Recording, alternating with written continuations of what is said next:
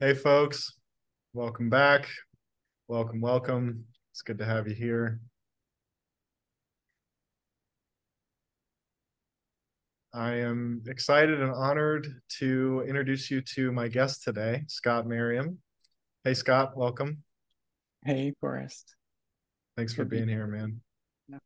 Yeah, I appreciate you. So, you and I pinged each other recently, and I sent some potential topics for exploration. I know you and I have a bunch of shared passions.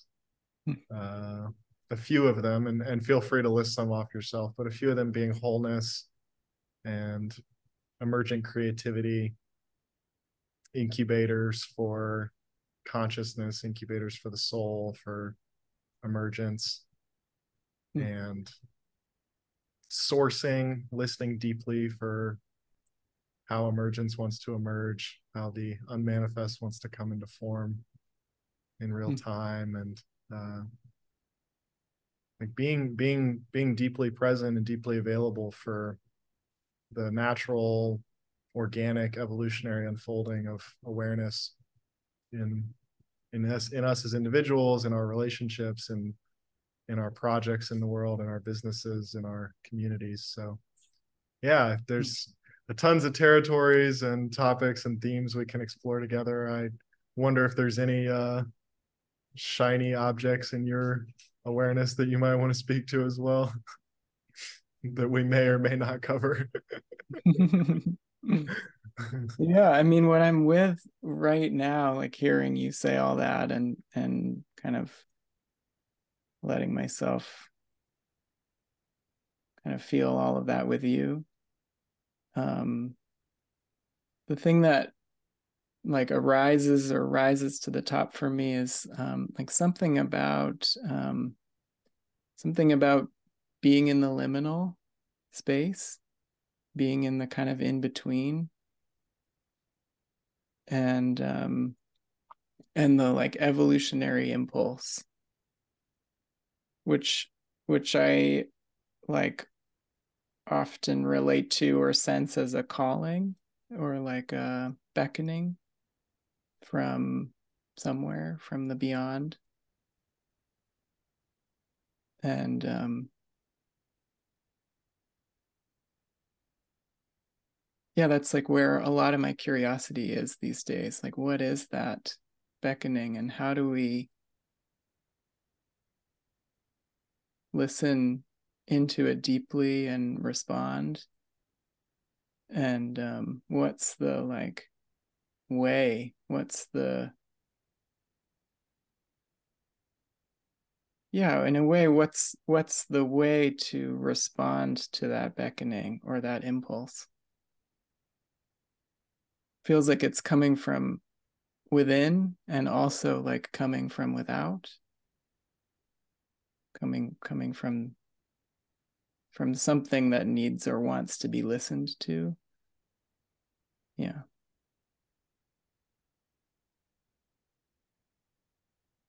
Curious if that resonates with you, like the sense of a calling or impulse as a kind of calling.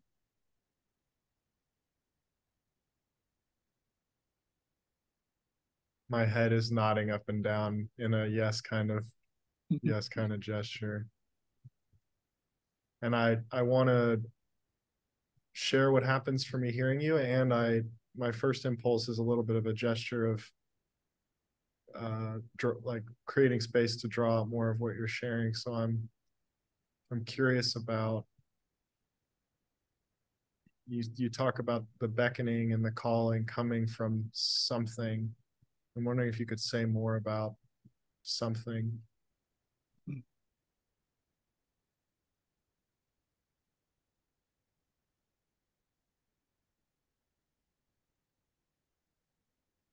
Yeah. I mean, what comes to me right now is that something being a kind of cloud of unknowing in a way. There's like a um, even as I talk about it, there's some sense of kind of where language kind of starts to crumble as I put words to it, but it's like something having to do with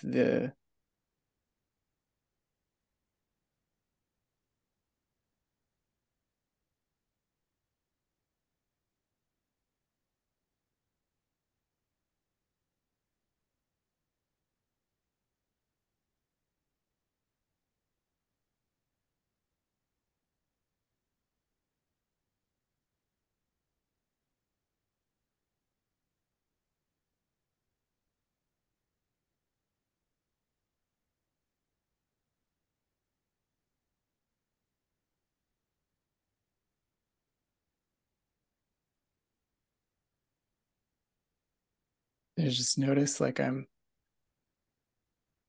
got my hand on my heart, and there's something about putting words to this that feels tricky.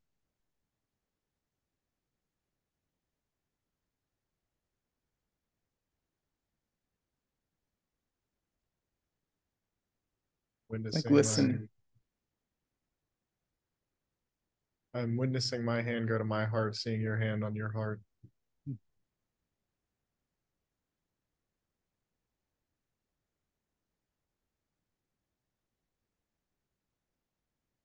Yeah, it's like, what is this?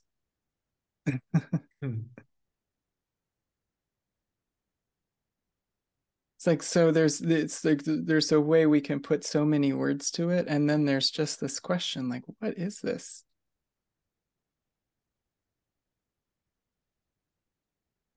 What is this? Hmm.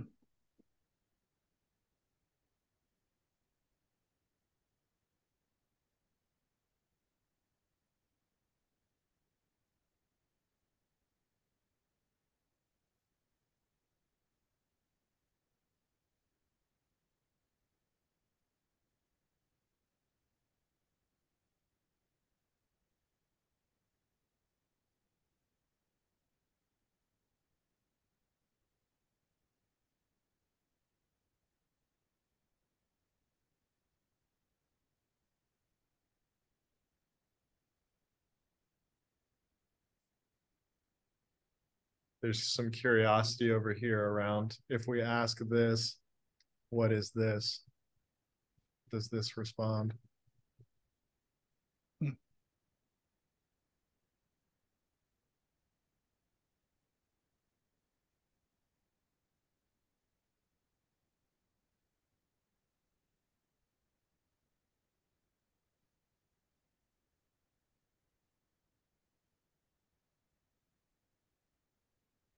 Yeah, I mean, what comes to me as you ask that question is like, you know, I'm life calling itself into being. I'm creation.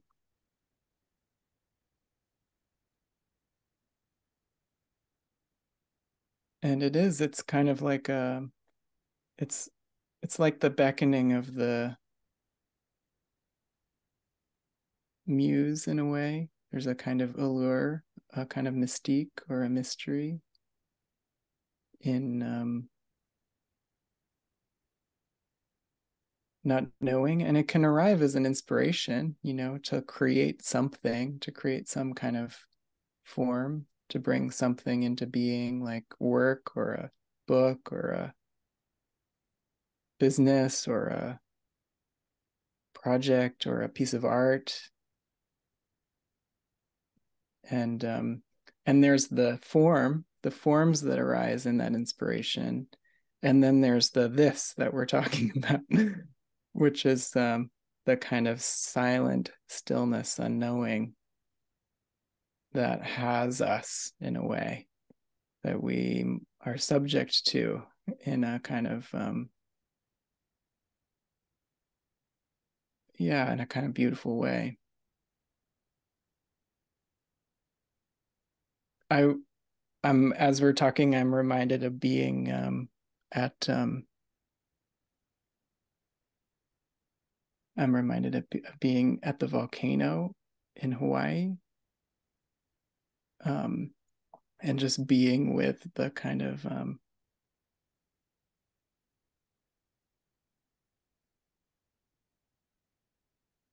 yeah, just being with the energy of creation or the energy of life itself. Something about that.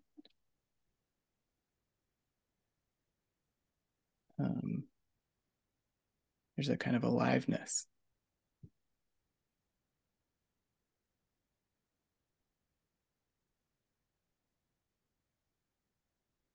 And there's also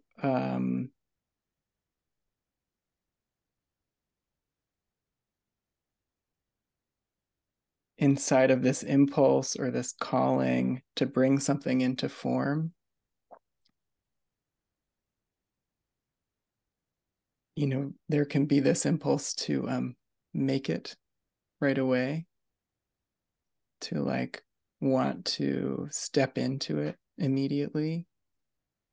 And it seems like, from my experience and from what I've witnessed in so many other people, is there's a way in which a calling or a beckoning or an impulse to create, like, it arrives also, it like arrives in this sensing.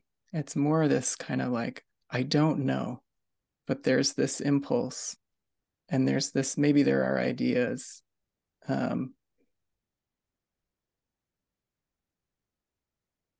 But there's a kind of I don't know that is itself can create a kind of tension that yeah, many times I've wanted to skip over, you know, to bringing that idea into form, bringing that thing right into being. And what I've witnessed is more, there's this invitation right as the impulse arrives. There's this invitation to almost counterintuitively turn toward being, or turn toward stillness, or turn toward the formlessness of what's arising, and like make, almost like make a relationship with that formlessness,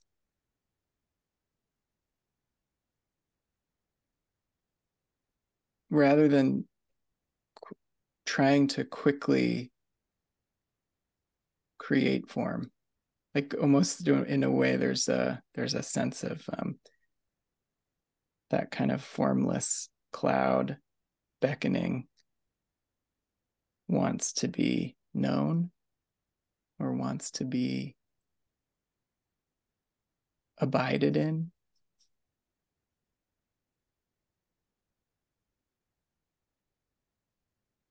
Something happens for me when you say abide it in.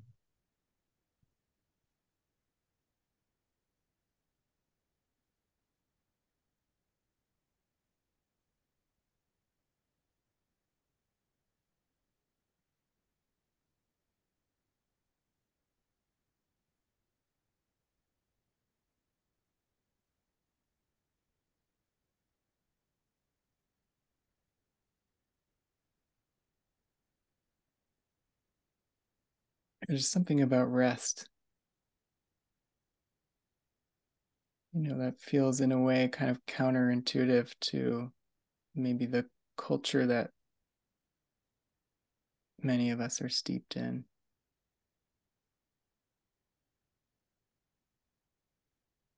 Like feeling the call, and then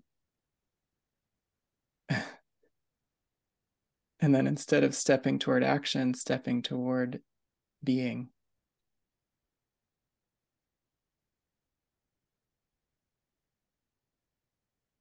which itself is a kind of like leap or act of trust or faith or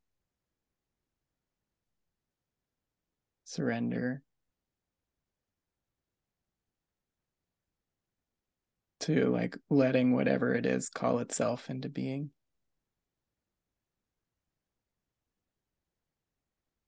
Whatever that impulse is, or whatever that even desire, which can feel really personal.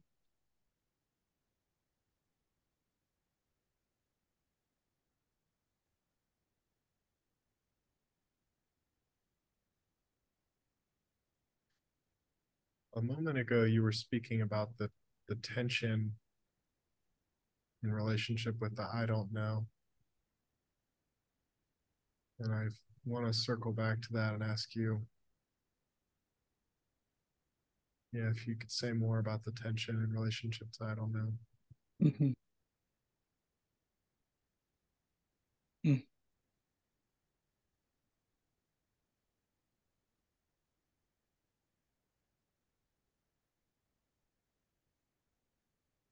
There's something about that, the tension of the kind of inner tension that gets created when you sense something that wants to emerge, but the way forward or the way to bring it into form is unclear, or the how, like how is this going to be possible? um, and it's like that tension is it has all this generative potential inside of it,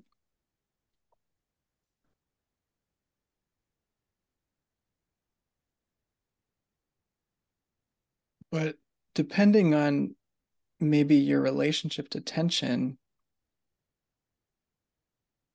you might feel the impulse to like really quickly need to resolve it, because tension can feel uncomfortable, and there's there's good reason for that.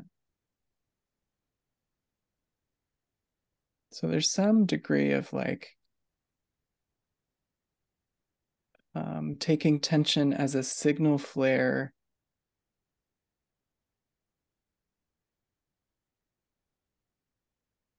rather than a sign of something being wrong.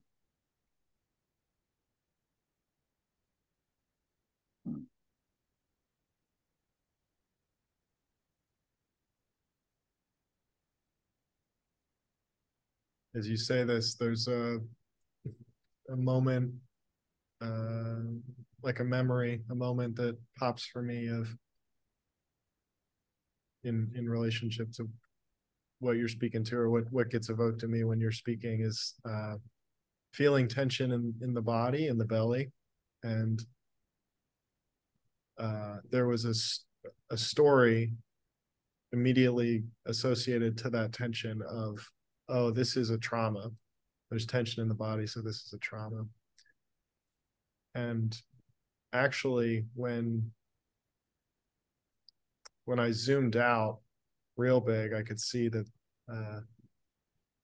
right at the edge of space and time, right at the edge where space and time are expanding, and the universe is getting bigger, there was a tear in the fabric of space and time, which was this tension, which was this, or even pain might be a word used to describe it.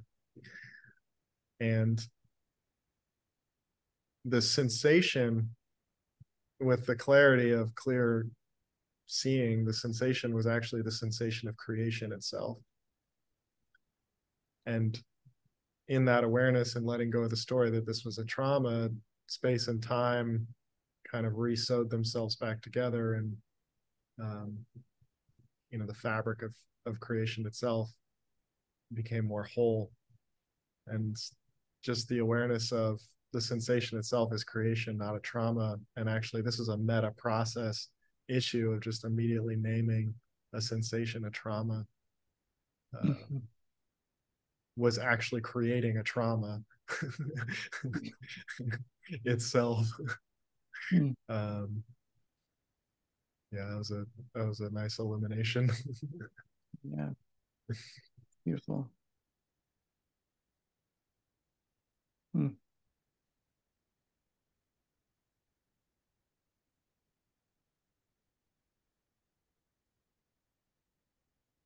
And practically for concrete human being Forrest Wilson, a lot of days these days have looked like lying around on the ground, not doing anything physically in the concrete realm, and breathing and breathing, releasing, letting go, breathing through all of creation, all the forms and all of the formless. And at some point, sinking so deep into the stillness, that movement happens. Mm-hmm. And it's the capital M movement. It's not, it's the movement without a mover. And then things happen. Uh, Podcasts get edited, emails get written, pictures get drawn, dishes get cleaned, food gets cooked. And at some point, that movement, the wave falls back into the stillness. And there's a really cool experience of being without a beer and doing without a doer, the way these feed each other, the reciprocity between stillness and movement, being still long enough until movement happens, moving long enough until stillness happens, and the relationship between movement and stillness, form and formless. Mm. Yeah. Yeah, hearing you say that, there's this curiosity I'm really holding about the movement that you're speaking to and the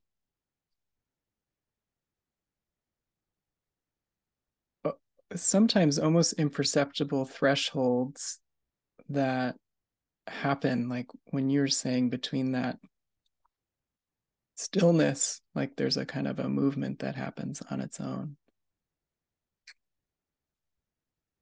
And I'm curious what your experience is like when you're in that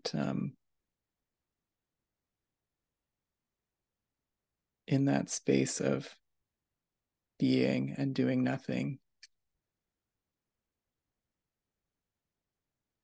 Like what's it like in there for those who might not, like, for whom that might be an invitation but not a known or lived experience.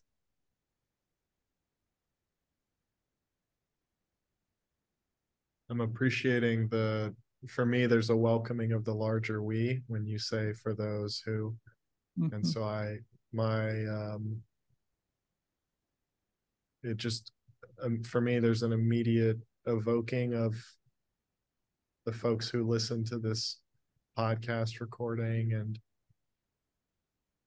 larger we's, the folks who are impacted by just the causal consequences of these conversations and the bigger and bigger unfoldings. So there's I'm doing, like, you know how bats send out uh pulsations into reality and then get back information, there's like this sonar process now going, who's here, let me check out these objects in the field and see how everybody's doing.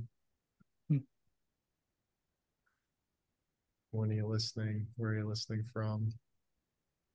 I'm just letting that subtly, maybe even maybe, yeah, subtly inform the unfolding of our connection in this moment.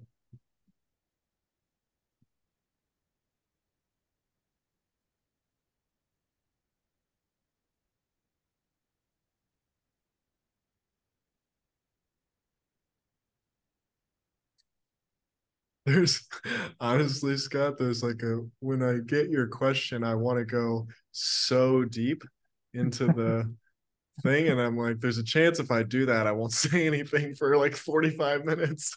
We won't have much of a podcast. Yeah. So maybe I'll speak about Yeah. it. Yeah. Yeah. um, That's a way of speaking about it right there. yeah. Yeah. I mean, the practice that I have every day is I call it deep, deep, deep. Mm, And I lead this as a workshop for people. It's been my most popular workshop in recent months. People just rant and rave about it. So at some point, I will record the workshop and post it on the podcast so people can sit down and mm, experientially go through the process.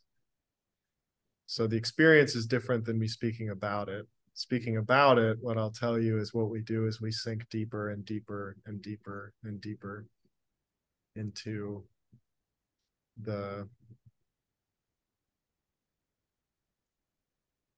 it's so weird to speak about it. I'm usually speaking from it, but I'll just say oceanic consciousness, sink deeper and deeper into the ocean. And at some point, you can even have the experience of hitting the ocean floor. And it's from, it's, if once we sink all the way down and hit the base of being, the ocean floor, this is where some really interesting stuff can start to happen. Well, the whole time is interesting. And uh, yeah, being with where we're coming from, being coming from the base of being, invites a lot of what we're speaking to in this conversation of staying from the base of being even as creation's happening. What's that like? What's it like for an action and impulse to go all the way through to completion from the base of being? It's like a yeah. non-dual experience. Mm-hmm.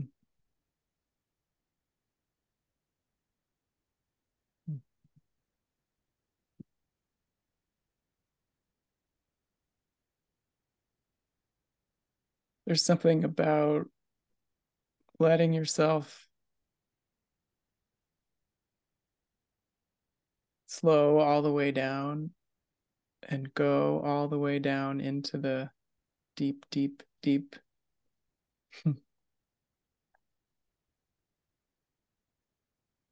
Like what's coming up for me as you're talking about it is part of that process seems also to be like encountering the edges and then going beyond, or like um it's a kind of allowing, it's a kind of like a recognition of the allowing that's already happening for that kind of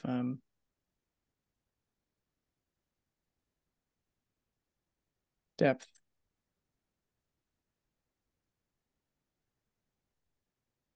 To be known or abided in a really intimate way, to be kind of like submersed. And here we are again, like abiding and submersion. There's a like there's it's like this kind of invitation into um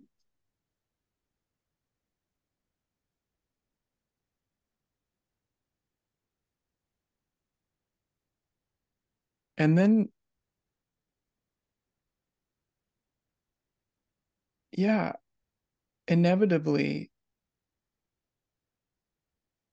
there's this uh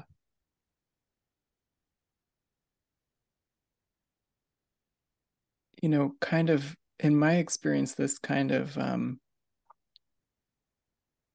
upwelling, um And there's this sense that the stillness is so it's like a bunch of contradictions, in a way. Like the stillness is so full of aliveness and movement, and the depth and the emptiness is so full and brimming and kind of overflowing. And then there's almost like it's an outpouring. There's a kind of outpouring that happens naturally. And this is kind of like there's this threshold that seems to happen toward a kind of movement that comes from not a mover, but of this kind of outpouring or this upwelling that can't help but move, or that can't help but move with the impulse that's arising.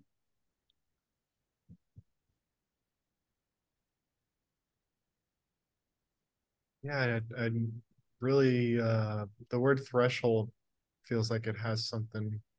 Can you say Mm-hmm. more about threshold? Yeah. I mean, it's a real curiosity for me in a way, like in the sense that we're talking about stillness and movement. We're talking about being and becoming. We're talking about these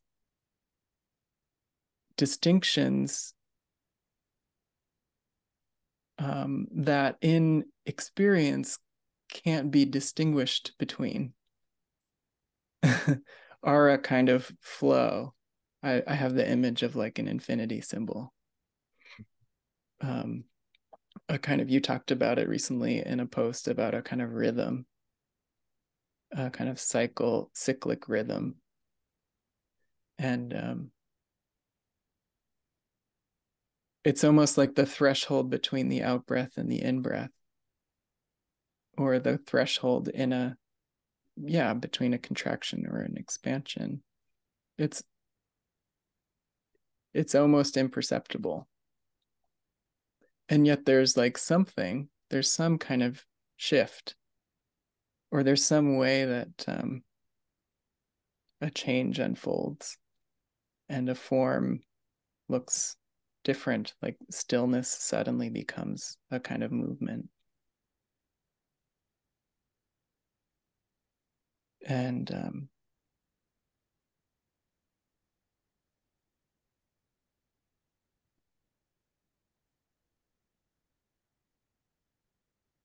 I suppose that curiosity is arising in me as a desire to like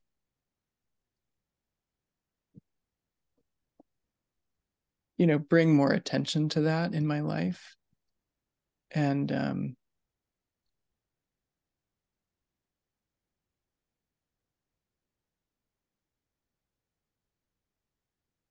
this movement or this threshold that we're speaking about between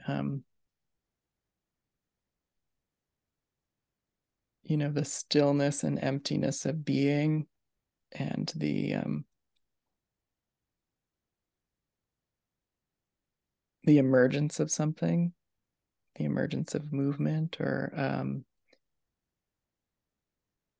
like you talked about it as the sort of edge of space-time, and where creation, like in a way is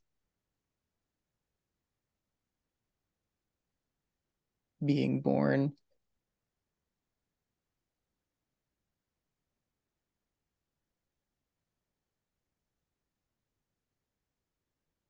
There's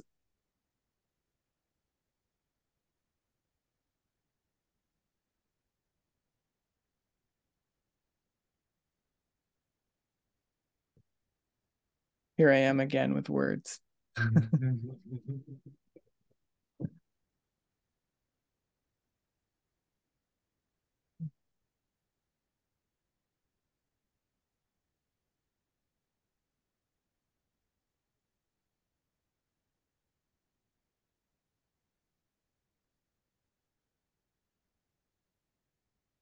I suppose this threshold between stillness and movement is a kind of it's a place of sourcing, or it's often where, at the beginning we were talking about the calling as a kind of a sense and a kind of unknowing, and this movement toward being in stillness. This is kind of like how we got here. And then from that beingness, there's this emergence. And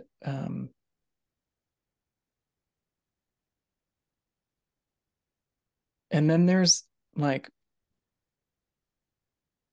in some instances, there's an idea, or there's like a sketch or an image or a word or a something. And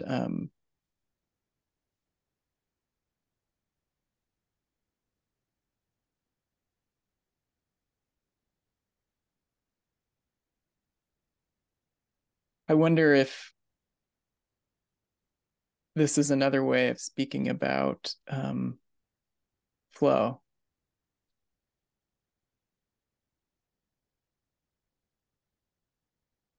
Being in a kind of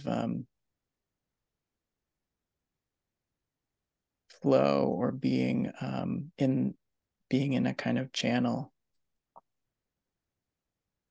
or like this sense of coming to know and experience self as instrument, or self as like hollow and being lived through or spoken through or expressed through. And there's a kind of clarity and inspiration that's possible.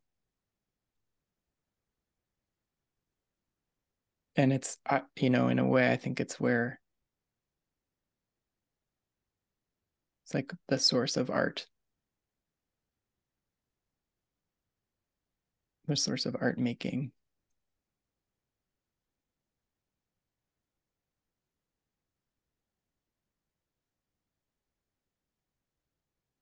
But it comes from like allowing being, and like trusting gestation, trusting like handing over will.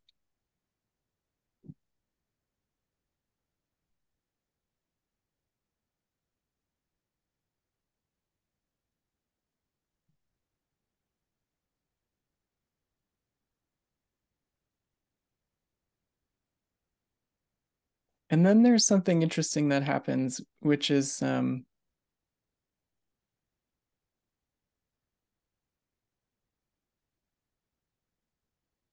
like I've experienced and witnessed it as a kind of conviction, which is this like movement from sourcing to a sense of like rooting and feeling a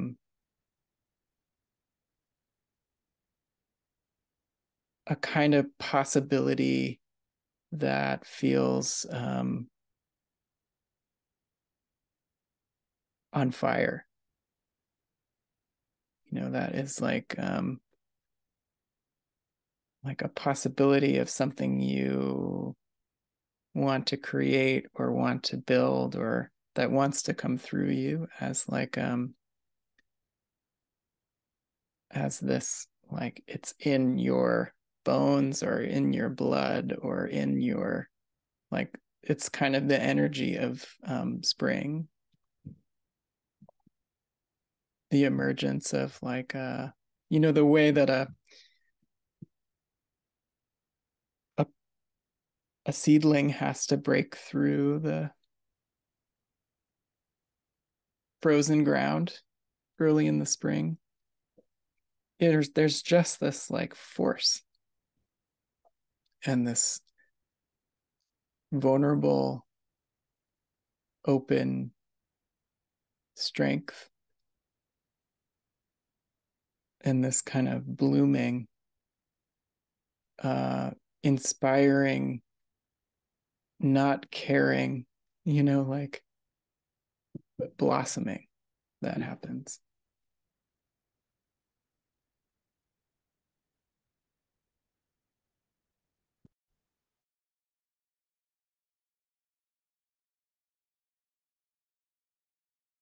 Yeah, when you say not caring, it shows up for me as being completely let go of outcome, being completely released from attachment to what will manifest as the seed cracks open and becomes as the seed cracks open and becomes.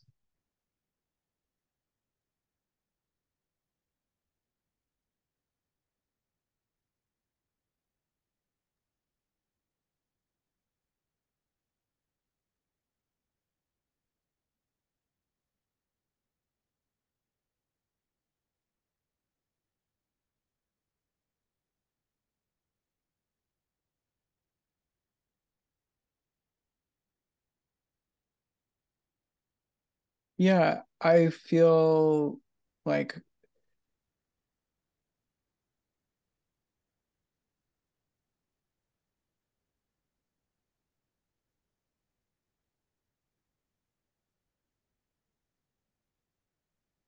partly where this is all coming from for me is like an exploration of being and becoming as a kind of cycle, as this natural rhythm, and and exploring the kind of the seasons of being and becoming, um not as something outside of ourselves, but as something that's like deeply just this kind of integrated process that's already happening. um and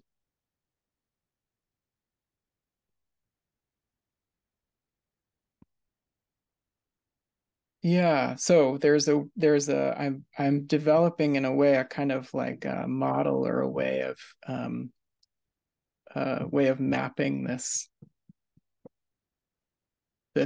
process that we're talking about, or this cycle that we're talking about. And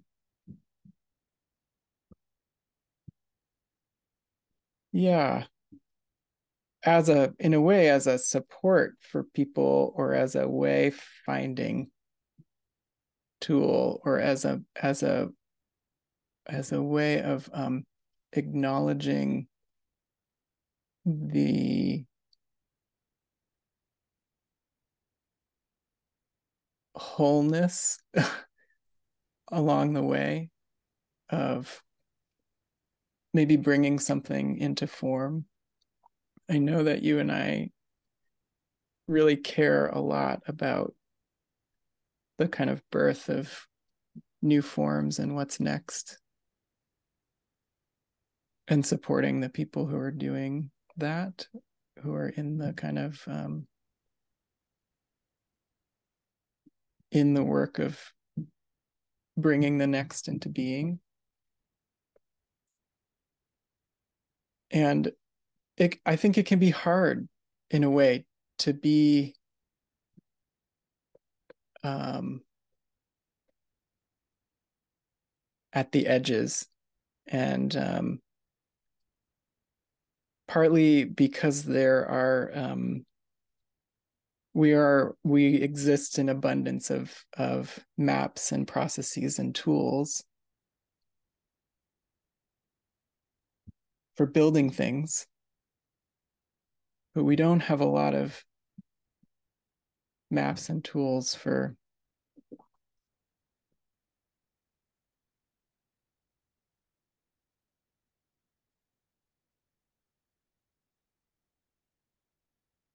birthing what's next. I say that, and I'm like, I feel a little bit hubristic saying that. Like, there's a way in which that's not true. Like, but perhaps they can be hard to find, or they can be, it can be a kind of a lonely experience.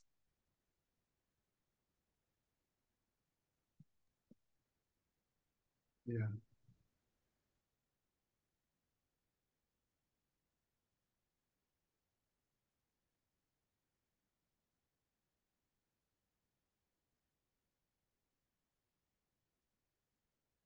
Yeah, when you say lonely experience, I oftentimes speak about the lone wolf experience, and now it's like there's increasingly more and more lone wolves who are finding each other and making what I call lone wolf packs. uh,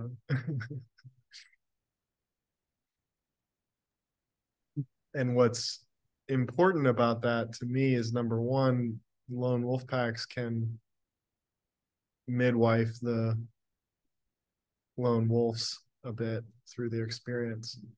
Like these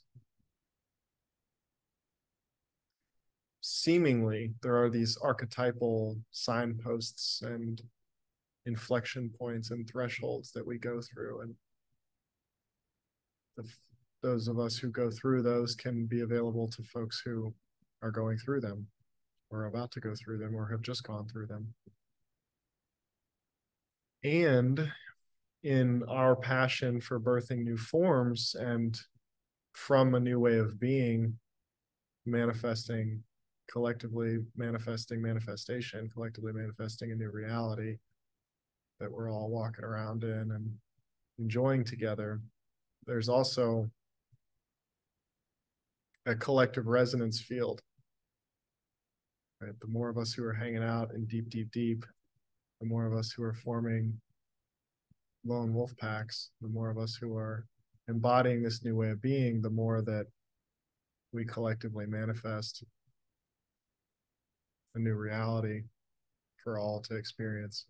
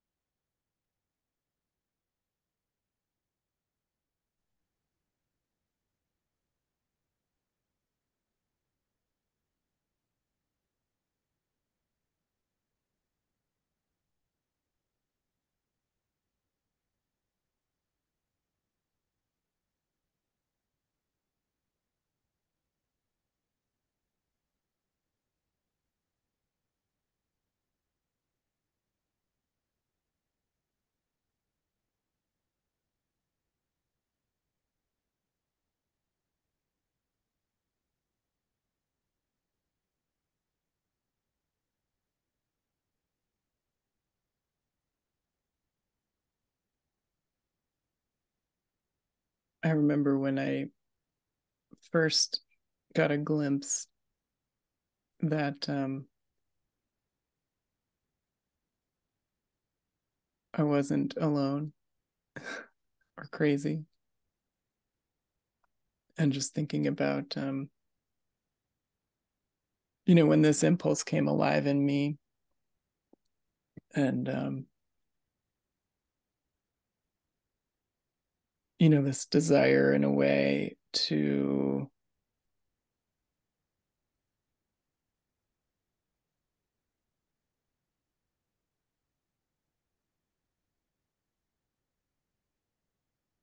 toward like what's next or what's possible.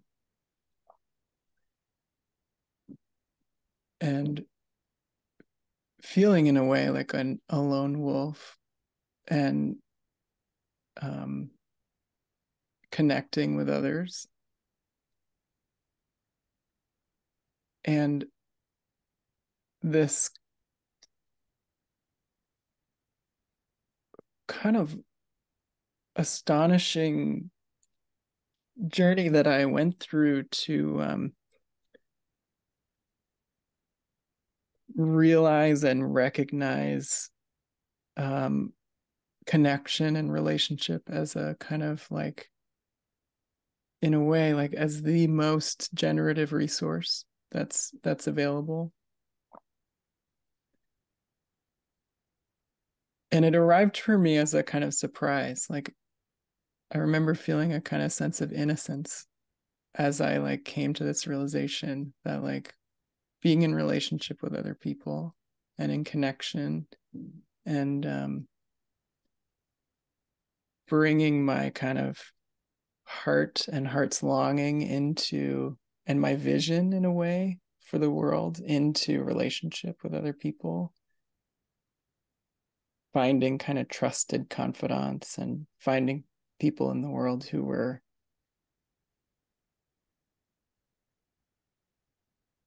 also kind of in that inquiry.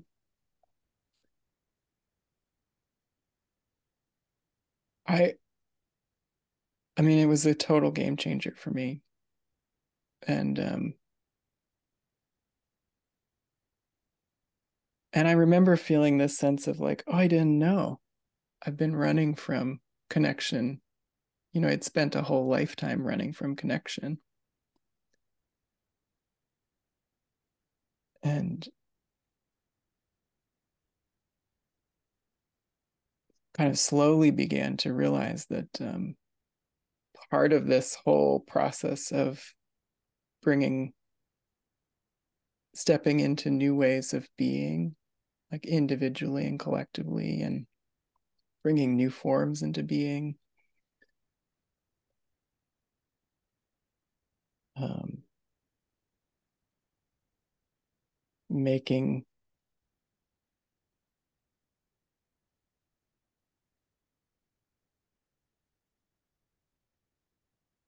new things, making new art, um,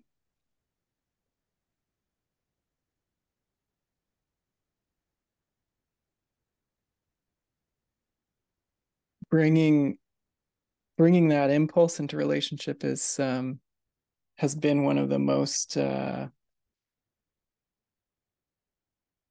one of the simplest and most generative things I could possibly do. And part of that is because I think we're in this, maybe we've been sold this story that like when you're creating something, there can be this idea of pruning toward a kind of pruning toward perfection, where you're like cutting away and culling away toward like a singular perfect thing, be it a business or a piece of art or a book that you're creating or whatever it is. And the reality is, in a way, like we're just iterating all the time. There's a way that like iteration is just happening constantly. And every time you bring a vision or an idea into relationship, that connection is bringing it alive and changing its shape. And suddenly a single conversation can change the trajectory of the manifestation of that idea. And you were on version 1.2, and suddenly you're on version 1.3 when you hang up the phone. And so it's actually like a movement toward proliferation rather than pruning. The way in which like nature naturally proliferates there's a way in which vision and manifestation, it seems, naturally iterates and proliferates.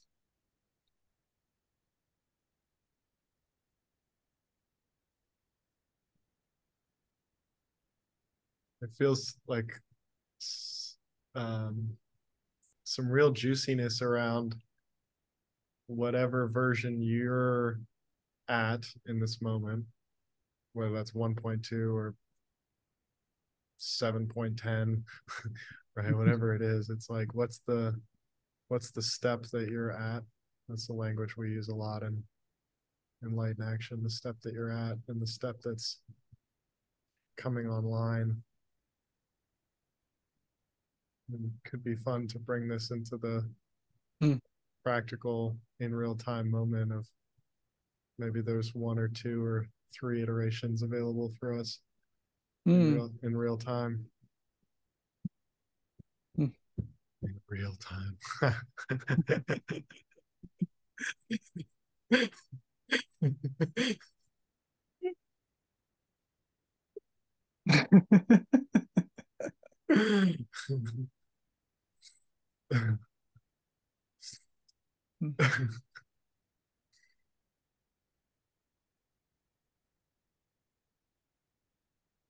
Yeah.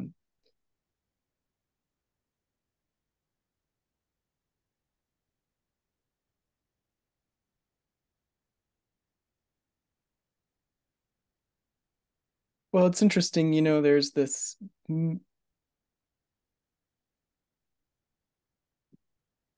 we talked about the calling or the sensing or the beckoning and the impulse toward beingness and stillness and the deep, and the natural kind of upwelling that arises from that, and the possibility that emerges, and then the sense of like conviction and birthing and something breaking through the kind of crust of the spring earth, and then bringing that inspiration into relationship,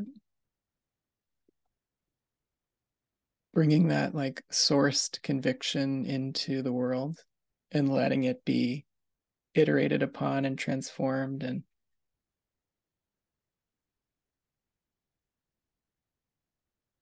And then experimentation is like what's next in a way, and how the seed of something begins to take form and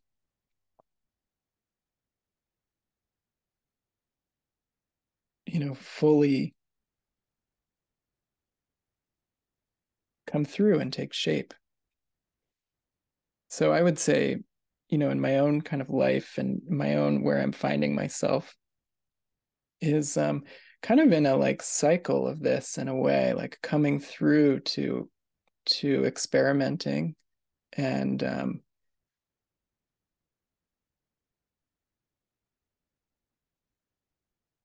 offering. And then um, what I sometimes find in this is there's a natural kind of sense of release that happens when you've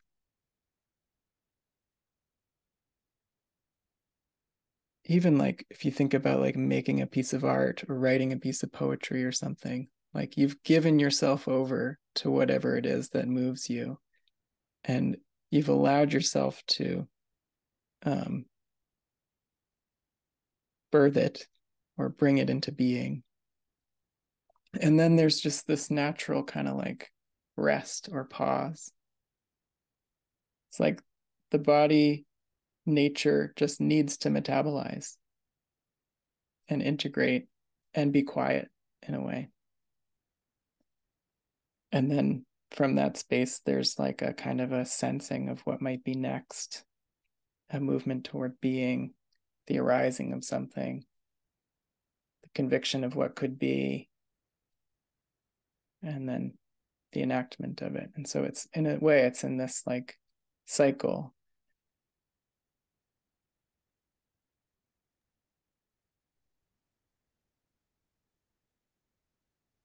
For anyone who's on audio only, there have been a few times that Scott and I have used our fingers on camera to draw infinity loops, and then there have been a few times that we've drawn circles. So Scott was just drawing a circle, talking about the cycle, just to include you in the visual component of what's happening here.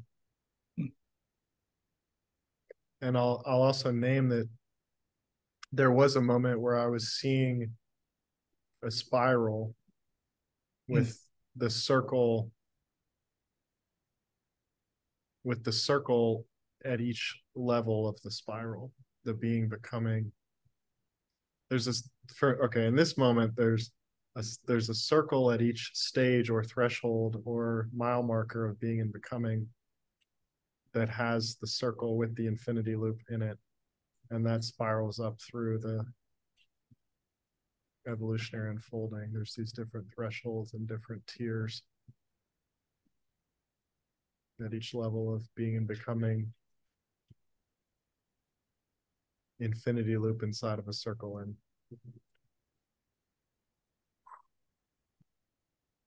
that felt like a 18-wheeler coming through my that was a big bite.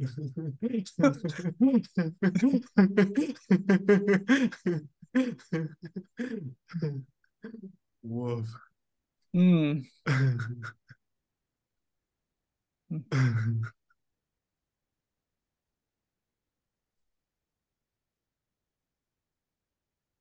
And I want to name that you were talking about this stage of sourcing and bringing it into relationship. And I just want to make it explicit that we are doing this right now in this moment in real time. And I just want to name that as, I want to name that we're bringing this bringing sourcing in relationship with each other in this moment. And so we are in real time at the point that we're speaking about. Yeah, I appreciate that.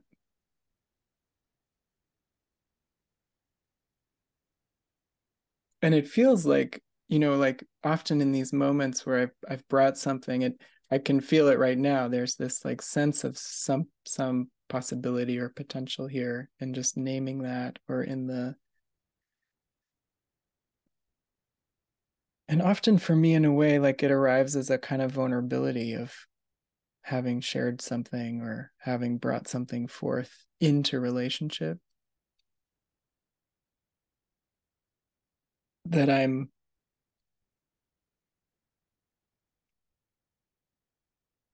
creating, or that is being created through me. And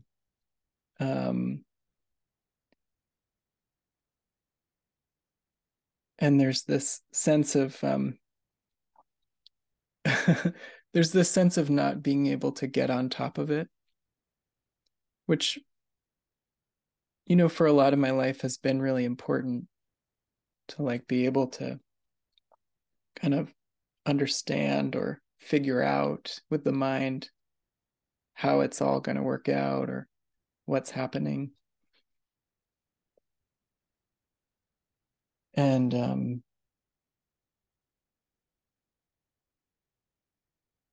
there's something about bringing vision or bringing the heart's longing into relationship that that is also a kind of relief. Like there's this sense of truth, like, oh, I don't need to do this alone.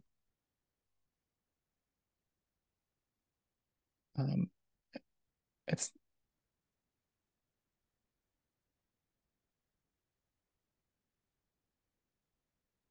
it's actually being sort of becoming is happening in the context of relationship.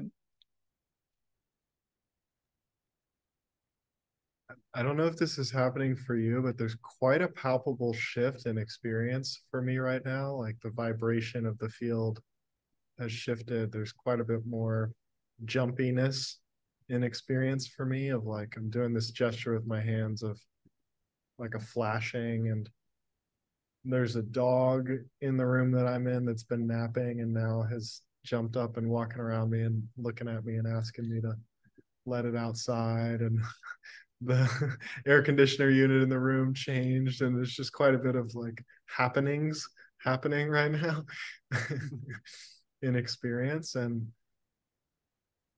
I'm naming this,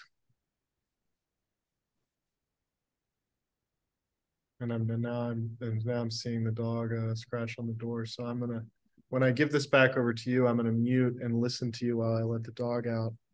And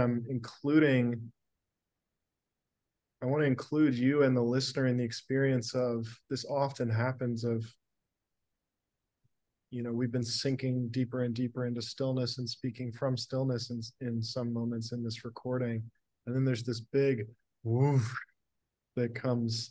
It's almost like when you look at the ocean and the waves coming back, and all of a sudden the point, we were talking about the switch point between the inhale and the exhale, the switch point where the wave coming back then comes back through. And it feels like this has just happened in real time. So I want to just name that what we've been speaking about is also happening in this moment, and that the navigation of the experience is happening in real time as well. So here we are.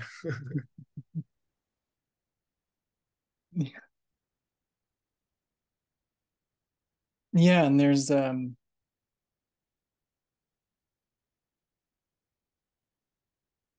mean, hearing you name that,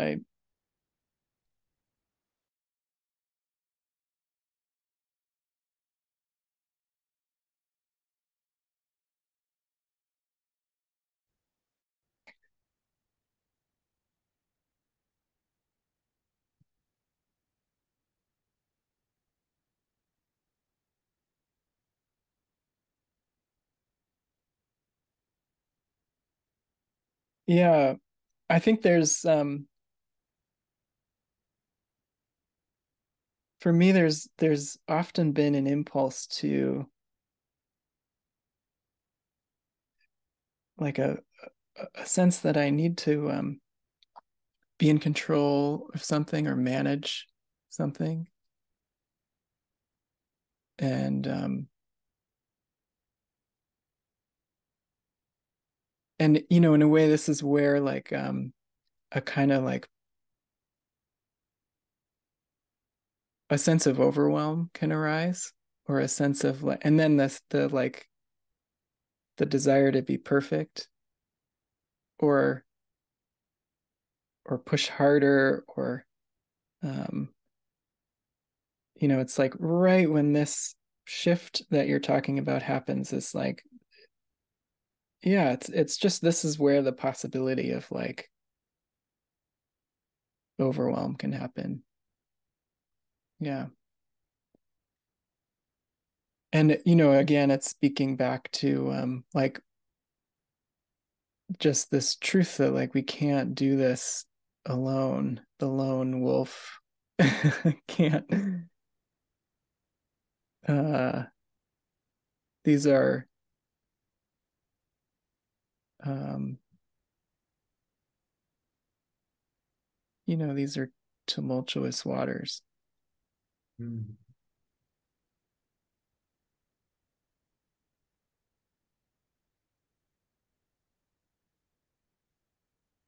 Enjoying hearing tumultuous waters. There's an image of, as the wave, like to keep the ocean metaphor, as the wave is building, it's getting bigger, and there is an eye that's surfing the wave, right? And it's tumultuous waters. I mean, this wave has got some height to it and some velocity to it, and in this moment, there is the experience of, like, there is an I who is getting up and letting the dog out, and there is a wave that's this I is riding, or that's um, riding the I in a way. And for me, whoever me is in this moment, there's like a sinking deeper and deeper and deeper into the stillness of being. It's sinking deeper and deeper into the stillness of the ocean down in the depths, while this wave and riding is happening. And it feels like a real-time experience of what you spoke to earlier, of a turn towards, almost a paradoxical turn towards the stillness as the impulse is manifesting. So in real time, as I'm articulating all this out loud, there's a sinking even deeper into stillness as the manifestation of the wave pours forth. Yeah. Yeah, there's something about that invitation that just feels like so right. And like almost as the to me there's something about like slowing all the way down to zero as the wave is cresting.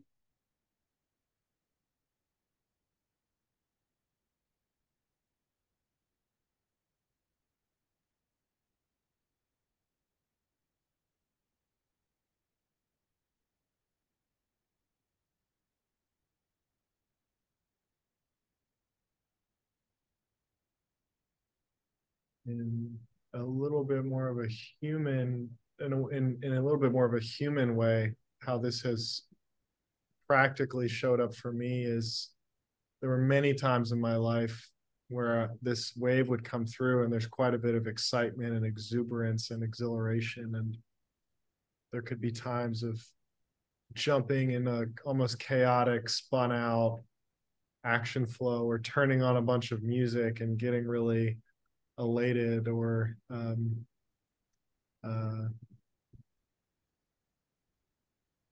in some moments it was like taking a hit of weed and like sharing openly really high energy, uh, excited shares of what could be possible, and no. And the later turn towards shift that we're speaking about here is when that excitement and exuberance and exhilaration comes up. It's actually like a really big invitation to stop completely and breathe through all that, breathe through all that, breathe through all that. And seemingly, experientially, anything that's necessary gets done. Anything that needs to happen will happen. Oftentimes without us even being aware that it happened, or sometimes in hindsight looking back, or wait, when did that page of that book get written, or when did that dog get let out again? uh, um, there's like no self actions happening. um, uh, yeah, so just making it more human, oftentimes when the big rush of energy comes through, breathing through that and sinking into stillness without um, spazzing out, for a lack of a better way to put it, or getting over electrified, getting over like short circuiting a little bit. That's a practical experiential piece that I want to bring in from a human lens. Is oftentimes when the wave starts to form, I'll actually like concretely hit the ground or something and just breathe for a few moments, like with the physical body.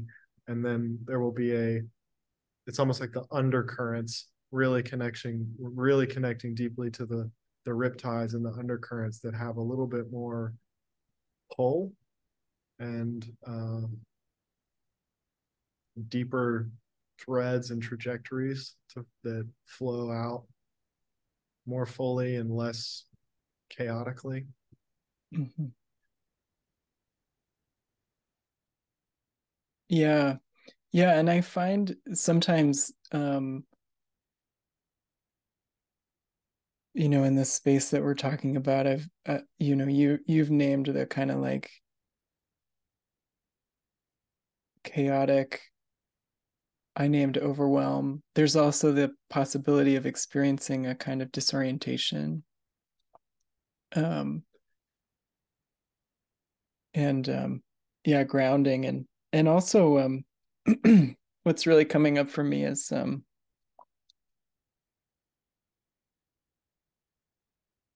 being outside, and like lying on the earth and like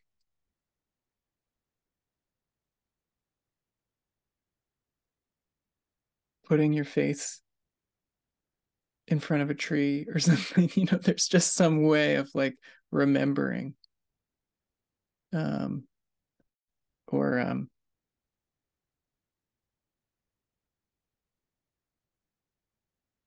being regulated by Mm-hmm. Mm-hmm. you know Mm-hmm. the earth itself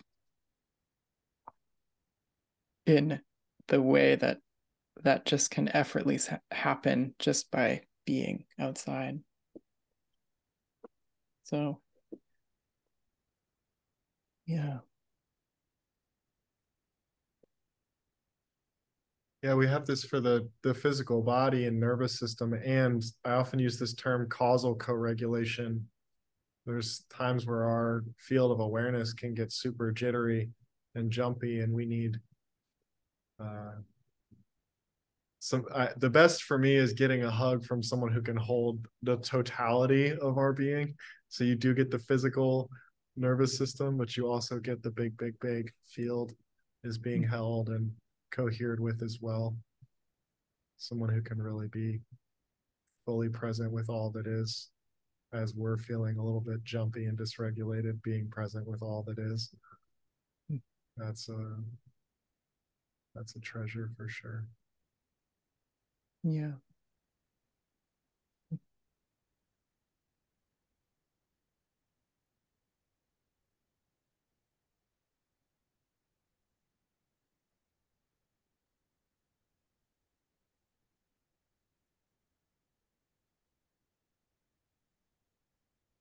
There's a shift happening now. Yeah, I sense that too.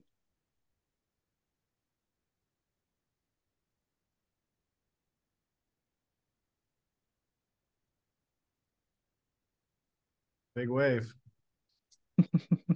Started with an 18-wheeler.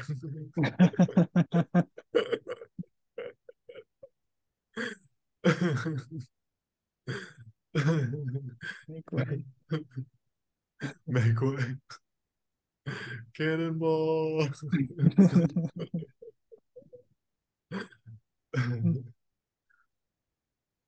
Woo.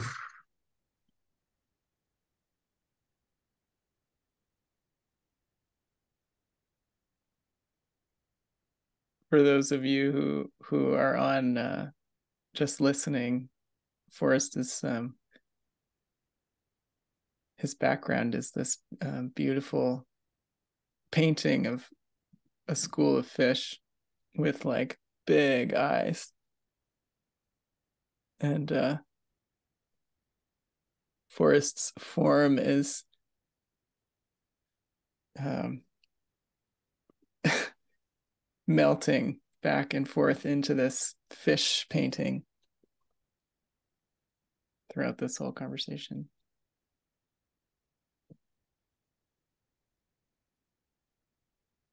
It might be worth going over to YouTube and taking a peek at the just come to this point or any point in the recording, you'll see it actually. It's such a trippy painting. I can't look at my own. I'm just looking at you the whole time. If I look at that, I'll.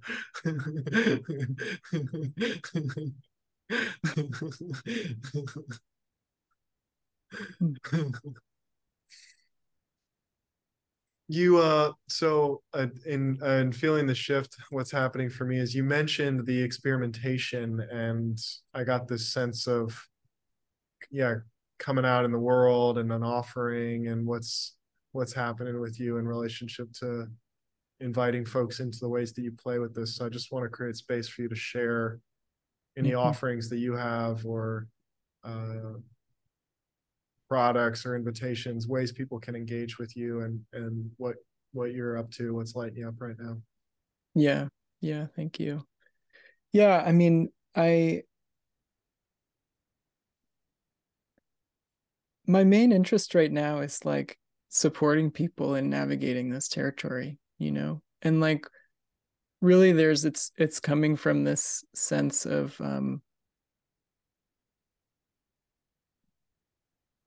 just knowing that we don't have many contexts and containers for exploring and like making room for this kind of inquiry. So yeah, I have a coaching practice that's really like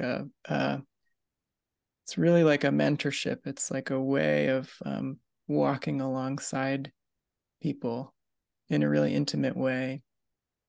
Um, and a lot of the work I do is actually through voice memo and like staying really in close touch and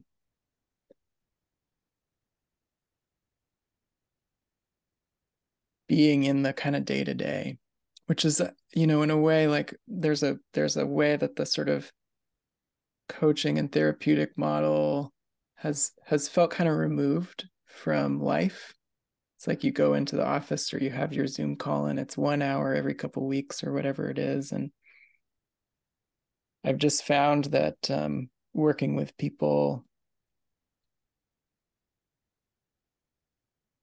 even if it's sharing voice memos back and forth, um, there's something about how it's integrated in the day to day where like things move in a much smoother, faster way toward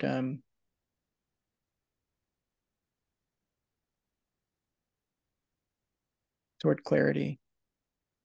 So that's really what I'm up to right now is supporting people individually who feel some call toward some shift that they want to make or something that they're wanting to create or some impulse that they have, some vision they want to create, and are like just right at that moment where they know they can't do it alone. And um, need to bring it into relationship. Like, because it's been my experience that shift happens at some point. It's like, I can't do this alone anymore. Yeah.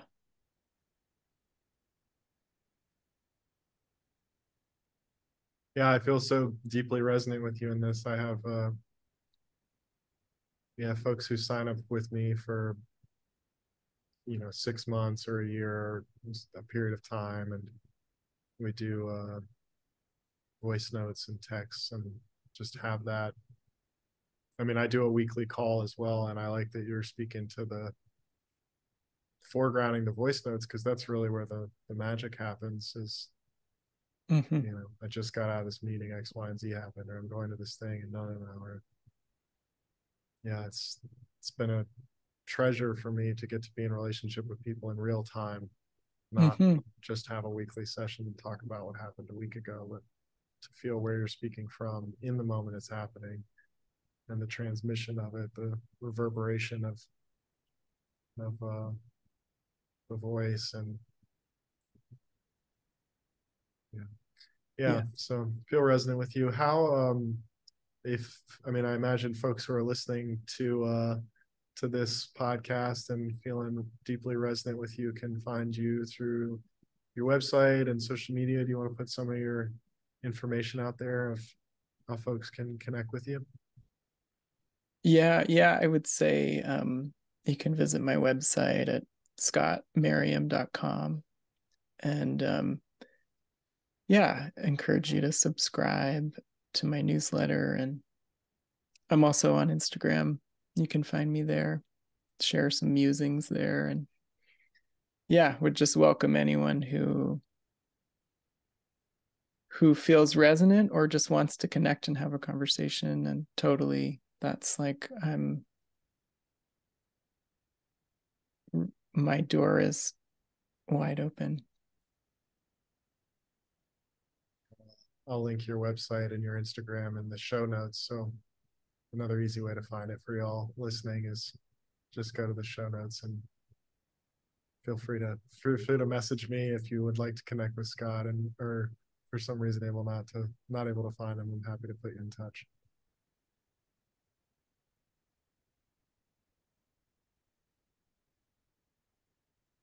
Well, it seems we've washed out into a bigger field. So yeah, are you open for some appreciation? Yeah, that's great. Cool. Yeah. Yeah. Yeah. Well, what I project onto you, or what I experience from you, what you mirror back to me, is a real devotion to this path, this process, this being and becoming.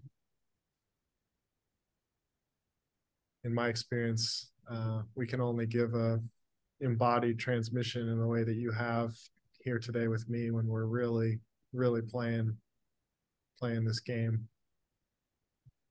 And yeah, I experienced such a genuine transmission of the real experience of this. I don't get a sense you're regurgitating teachings back to me. There's a real genuine, full embodied, activated happening. So just want to name my appreciation of you, and the courage that I know that it takes to live life like this, the conviction and dedication to whatever it is that we're dedicated to. Dedication for the sake of dedication, maybe conviction for the sake of conviction. But I want to appreciate you and acknowledge you and honor you for being a way shower and speaking from the future, uh, and being an embodied example of what you're inviting people into. Thanks, Forrest. Yeah, really appreciate that. And I've been with this kind of bright, brilliant, shining quality that I experience with you, and have, yeah, just a tremendous amount of appreciation for you, and the just this sense of kind of wonder I feel with you. This like sense of awe and wonder that is alive for me whenever I'm with you. Kind of like awe and wonder at the universe in a way. That's like one of the many things that comes alive when I'm with you, and just really appreciate you for the way in which you maybe allow that to be true and come through and transmit that.